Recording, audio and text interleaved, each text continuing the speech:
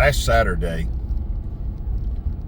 I drove up to Mount Juliet to the Global Vision Bible Church. Boy, what a misnomer that is. But I drove up there to attend the debate between Greg Locke and Dean Odle on the biblical perspective of cosmology.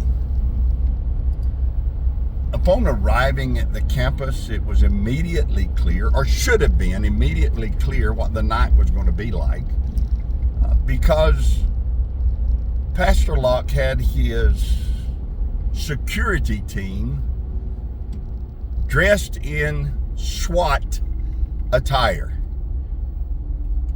I think that should have been a beacon to us to reveal that man's attitude about those who dare to believe Genesis 1, that tells us what Yahweh created, how he created it, how long it took him to create it.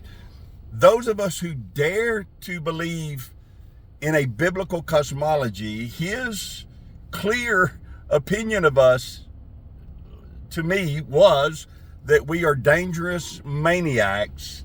And so he had not just a security team, but a well-armed security team dressed in SWAT attire.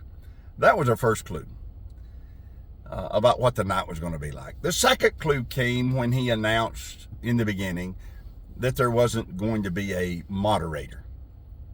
I'm not a big fan of debates anyway, but a debate without a moderator is an invitation for a fiasco to take place. And that's exactly what transpired there that night. So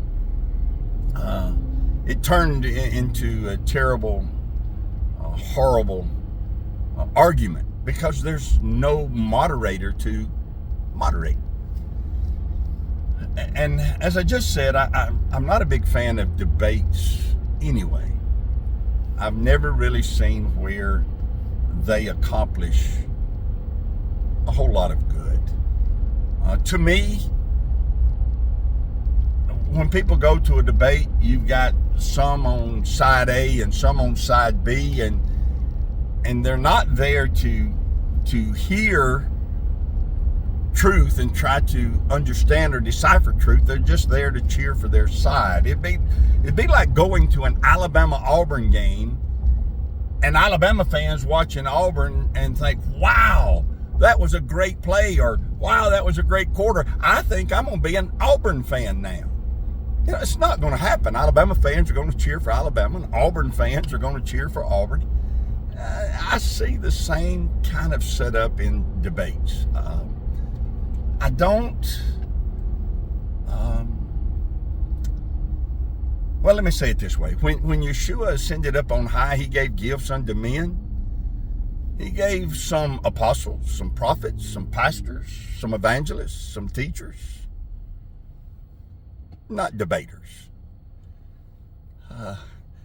When he sent his disciples out 2 by 2, he told them to go into the villages, into the cities, and he said, if they will not receive you, he didn't say, well, set up some debates with them and see if you can convince them. He didn't say, plan an evangelistic crusade in there and go in there with some different tools and a different approach. He didn't say, call for a prayer conference. He said, shake the dust off of your feet and go to the next village. I think we're wanting to debate when we really should be looking for the next hungry heart, for the next person who the Ruach HaKodesh is already working with, and they're wanting to come out of Babylon. Now, don't get me wrong. I have high respect for the brilliant men and women that are in the kingdom that are able to articulate in ways that I could never dream of, and who are masters at apologetics.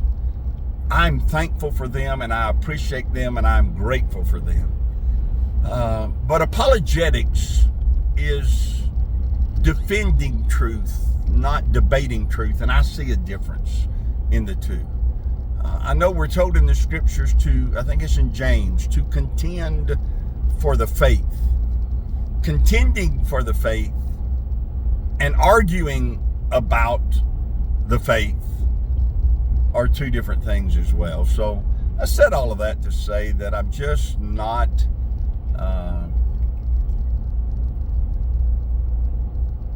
a big fan of debates. But I went. I certainly went. But I learned some things by going. And let me tell you, first of all, why I went. One, it was a little over a 2.5 hour drive there and a 2.5 hour drive back. That gave me 5 hours to spend with a friend. That's valuable time. So that's one reason I went, was to just be able to have that one-on-one valuable time talking with a friend.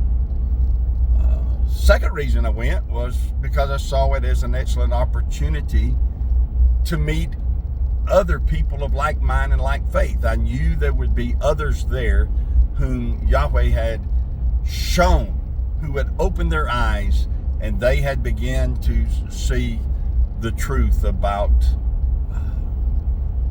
the shape of the earth, that it is on a firm foundation. So I went to meet new friends, and I did that, and I'm thankful that I went and was able to do that.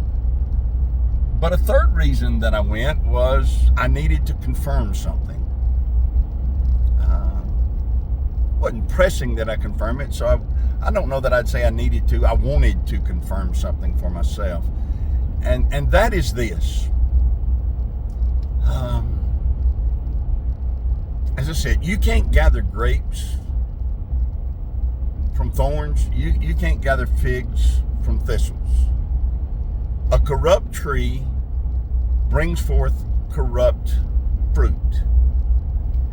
And so we make a mistake in thinking, no matter how popular he is, no matter how big a following he has, no matter how fluent and charismatic he is, we make a mistake in thinking that a man who attacks Torah, who teaches against Torah, who teaches that it's bondage, who teaches that we don't have to keep it, who teaches that we don't have to walk after it, we make a mistake when we think that a man like that can bring any kind of revelation or insight to us from the scriptures. He can't do it. A corrupt tree brings forth corrupt fruit. The very fact that these men teach against keeping Torah, it's not that they're open to looking at it or studying it. They're adamantly against it. The very fact that they take that stance reveals that at this point in their life, there is a darkness in them. And that darkness manifested and ruled the night. We shouldn't have been surprised by that. In our everyday life, we shouldn't be surprised by such things. Messiah warned us that if you cast your pearls before swine, isn't it amazing how we act shocked when we see things in the scripture we've never seen before, when Yahweh speaks to us and we find these amazing pearls, whatever they are, we find these amazing pearls and we want to share them with others. We act shocked when a great many of them trample them underfoot, when Yeshua told us that's exactly what they were going to do. He said, if you cast them before those you shouldn't, they'll trample them underfoot.